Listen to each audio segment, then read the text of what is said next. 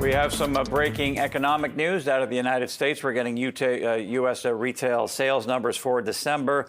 They rose 0.4% month over month. The estimate was for 0.6%, so a little bit of a miss there. We're also getting U.S. jobless claims, 217,000 the week of January 11th. The estimate was for 210,000. So a little bit more than expected, but jobless claims have actually been quite solid lately. So U.S. retail sales up 0.4% month over month. The estimate was for 0.6%. Now, here are some other stories we're tracking for you here in the BNN Bloomberg newsroom.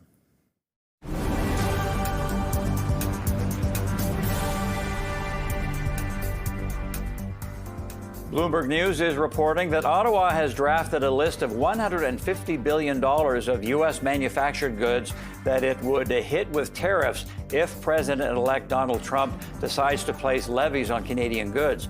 The report comes a day after Prime Minister Justin Trudeau met with the premiers in Ottawa, who have agreed to work together on a full range of measures to combat the possible threats. However, Alberta Premier Danielle Smith says she cannot support the government's plan if energy export tariffs would be a part of it. Meanwhile, U.S. private equity firm KKR & Co. is considering taking a stake in a proposal by the founding family of Seven & I Holdings to take the convenience store operator private. Bloomberg is reporting KKR is discussing investing several hundred billion yen for an equity stake, joining Apollo Global in the buyout bid. Last week, Seven & I said it's still considering takeover proposals by Canada's Alimentation Couche-Tard and the founding family, but noted that both proposals have hurdles to make an acquisition possible. And the shares of Morgan Stanley are edging higher in pre-market trading, up by 1.5%. That's after the lender reported net revenue and profit for its latest quarter that beat estimates. Equities was the big winner, with the revenue jumping 51% in the quarter, reaching an all-time high for the full year. Morgan Stanley's wealth management unit also beat revenue estimates at $7.4 billion U.S. Here is a look at U.S. equity futures. We are looking at the Dow Industrials pointing to a slightly negative open. NASDAQ slightly positive, and the same thing with the S&P 500. After a big run yesterday, S&P 500 had its biggest run. Where did I have it there? Anyway, it was a big day for the S&P 500, one of the biggest rallies in a while. So now let's move along here. Former Bank of Canada Governor Mark Carney is set to unveil his Liberal leadership campaign this afternoon in Edmonton, ending speculation about his political ambitions. Liberals will elect their new leader and bring the Trudeau era to a close on March 9th. Now, this amid the threat of tariff threats from President-elect Donald Trump and his upcoming inauguration on the 20th of January next week. Let's find out how all of this looks from an American perspective. Joining us now is Brian Gardner, Chief Washington Strategist at Stifel. He's here in studio with our featured guest, Jeff Hull. How are you, sir? Good morning. Thank you for having me. Yeah, absolutely. And thanks for coming in. Let's start with this story about Canada lining up possibly 150 billion Canadian dollars worth of tariffs as a sort of a reaction and a tit for tat. What would you think of that? I think that should be expected on the American side. I mean, I think all of the proposals that the Trump administration is likely to roll out in the coming weeks when it takes office are going to be met with retaliations across the globe, whether it's Canada, whether it's China, whether the EU. And I think it's probably part of the negotiating process on reaching new trade deals, new accommodations on trade around the globe. Canada's not going to be any different than that. So, Brian, let me ask you a question. Obviously, Trump wields the tariffs like it's Thor's hammer. How much of that is really like pre-negotiation, kind of setting the table, where he's already putting his opponent, being Canada, off balance before we even get to the negotiation table? How much of it is bluster, and how much do you think is actually reality? There's both. I mean, there's a significant amount of bluster. I mean, that's the Trump model, right? That's his brand. Big, bold, audacious. But you should take him seriously. During his first term, there was a lot of bluster, but he followed through on a lot as well. And so, like I said, I think it's an opening bid in a series of negotiations with various trading partners. And so this is something that should be taken seriously. So, Jeff, you're based in Washington. Based on the people you're talking to, your contacts, what are you hearing? Can you sort of take us behind the scenes and give us a sense of the feeling, the mood heading into the inauguration? So, especially on the trade side, I'll stick there for now. We can pivot. There's a little bit of confusion about exactly what he's going to do. I get this question asked a lot, and there's not a lot of firm intel to talk about what exactly they're going to roll out. There have been a series of news reports out that it's going to be a gradual process of ramping up tariffs, phasing them in over time. Part of that has to do with there is a split within his incoming administration and the Republican Party. There are plenty of Republicans who continue to be free trade. They don't like the tariff threats. And a lot of those people are in his administration. His Secretary of Treasury is pretty pro-free trade.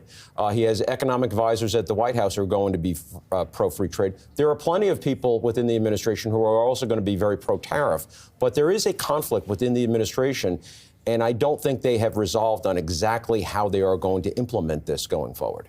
So, Brian, question for you. Obviously, Alberta's got some power with their oil that's being shipped to the States, but what kind of strengths does Canada have to kind of combat Thor's hammer there with Trump? I know in Ontario's example, 49% of our electricity generated goes to Michigan, about 14 of certain U.S. states. Their number one trading partner is just Ontario, let alone Canada. And about another 11 states have Ontario as their second largest trading partner. Does that give Ontario and or Canada a little bit of pushback that's rather strong and could have some teeth to it? Energy, commodities, across the board. I mean, just an enormous trading relationship. And, you mentioned Michigan. Michigan was a key state for Trump. That's where a lot of the Trump base is. And so I do think it gives Canada a tool in the negotiations going forward. When you look at what parts of the country, of the U.S. are going to be particularly hit with Canadian tariffs and price increases on Canadian goods, it's going to hit Americans that are kind of part of that Trump base. And I think he is somewhat sensitive to that. And look, he's going to be confronting the inflation problem, right? The Federal Reserve is struggling to get inflation down to its target. It's been sticky. It has shown signs of maybe ratcheting back up. And there is a debate ongoing in the states within his administration about how inflationary his tariffs would be. But that is going to be a consideration for him going forward. Can you defeat inflation, which was a big part of his success at the ballot box, and do the tariffs at the same time? Or do they cancel each other out and you have to pick one or the other? Brian, let's shift gears to Mark Carney. We know that he was on The Daily Show with Jon Stewart the other day. He's expected to announce he's going to run in the Liberal leadership race today. Does he have any name ID in the U.S. where the average American not really know who he is? I wouldn't say with the average American. Certainly folks in the financial sector know who Mark Carney is. It's an impressive resume. Bank of Canada, Bank of England. He's been on the world stage for a long time at critical junctures, financial crisis and coming out of that. Wall Street will know who Mark Carney is. The average American won't. Right.